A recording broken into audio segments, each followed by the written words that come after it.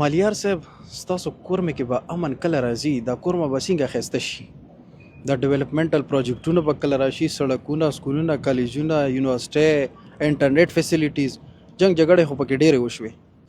دې مسله حال دغه دی چې ټول اول پس پریورټي کې دا دی چې کوم ای ډي پیس شوي دي هغه خپلو ځایو ته هغه بهول کړه شي داسې نشي بهول هغوی ته یوه زمینات ورکړه شي تر نیکسټ به بیا ورسره داسې نه کېږي هغه په دې خبرې مطمئن شي چې مونې راتلونکي کې بیا لښکرکشي ونه شي دویمه خبره دغه دی چې هغه علاقې لکه بشارا شوه دا غوټ مانځ کې دی په کور دی وجود تسلیم شي چې دا یو دلته موسی سونو کولو اوسي دا خلکو یو وجود لري که اهل سنت وي د دغه علاقې باشندګان دي لښکرکشي باندې شي هغوی نه کومه محاصره دی هم ورته شي هغوی ته سمنونه یعنې د لیارې ګودرو د غره رغه د سارو تحفظ ورکړه شي دریمه خبره دغه دی چې کوم ګستاخی کېږي لکه ما ورته ویله چې ما پلور دی تو به دښمن وي ما پلور دی ته هغه ګستاخي مه کوه ځکه تو به دښمن وي ما خو پلور دی که نه داسې اهل بیت او د صحابه رضی الله تعالی عنهم ګستاخي مکمله باند شي دینې پابندي ولګېږي لکه یو قانونه پوه شوی و چې هغه عملي شي وي انشاءالله یعنې ډېره زیاته مسله چې په الحال خرابېږي هغه د کومه سوشل میډیا نه غلط استعمال کېږي دي کې زه نه هغه کسان چې هغه بهر وي او نه وي خپل کریډټ اخیستلی پوره هغه ګستاخي وکړي د صحابه رضی الله تعالی عنهم د هغې وجې نه کور مې امن خره دا ټولو شیانو نه حکومت سره قومي لیول سره پابندي ولګي قومي کوم تړنونه دي کوم روایات دي هغوی سره دا خبره وتړی شي دا شیان به بندوو لښکرکشۍ باندې شي نو امید دی چې کور مې امن به ډېر زر هغه شي بهول شي 2007 پورې مو خپله لکه بي اس سی څه کړي دی ګورنمنټ ډګري کالج په لاچینور نه مو کړي دی هلته زه واحد سني سټوډنټ وم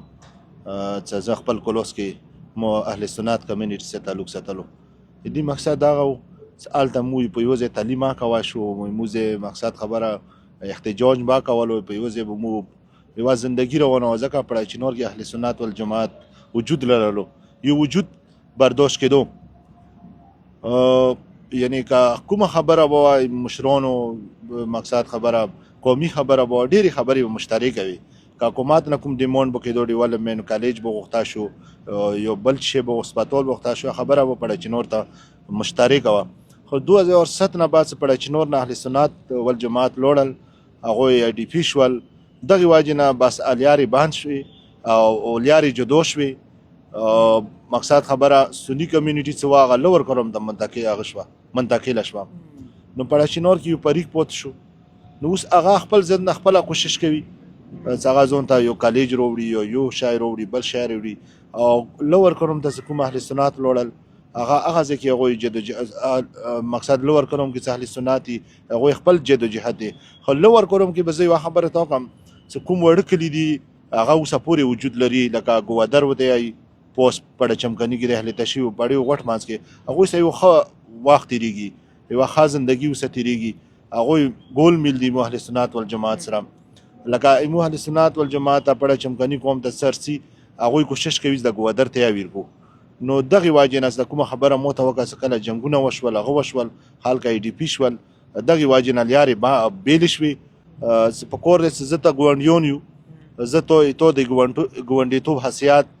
حق زه تسلیم کړم چې آیا دا یې مو ګاونډی دی که زه تو نه برداشت کوم د نه عدم برداشت کومه جذبه 2007 نه وروسته هغه شوه هم په انټرنلي کور مې کې مسلې زیاتې شوې